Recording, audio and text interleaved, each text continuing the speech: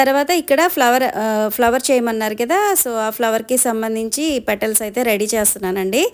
ఇది organza cloth అండి. Organza క్లాత్ని రౌండ్గా కట్ చేసుకోవాలి. రౌండ్గా కట్ చేసుకున్న తర్వాత ఈ చివర్లంతా కూడా పీకో చేయించానమాట. ఇవి మొత్తం కలిపి ఒక 40 పెటల్స్ అయితే ఉన్నాయండి. అంటే 40 సర్కిల్స్ అనమాట అన్నీ కూడాను. సో వాటిని పీకో చేయించిన తర్వాత దాన్ని ఇట్లాగ 4 ఫోల్డింగ్లు అయితే చేయాలన్నమాట. సో చూసారు కదా, అలాగ ఫోల్డ్ చేసిన తర్వాత మనకి ఎక్కడైతే 2 విడివిడిగా జాయింట్స్ ఉంటాయో వాటి రెండింటిని కూడా కలిపి మన చేత్తో కుట్టేసేయాలన్నమాట. సో కుట్టేసుకున్న తర్వాత నేను జస్ట్ మీకు ఐడియా ఉంటుంది అని చెప్పి అవి ఎలాగా అరేంజ్ చేయాలనేది జస్ట్ అలా పెట్టి చూపిస్తున్నాను అనమాట. సో చూడండి, ఇవన్నీ కూడా నేను స్టిచ్ చేశాను అనమాట. సో వీటిని మనము ఇప్పుడు క్రాప్ టాప్ మీద పెట్టి స్టిచ్ చేసేసుకోవడమే. సో ఫైనల్గా లుక్ వచ్చేసి ఇలా ఉందన్నమాట.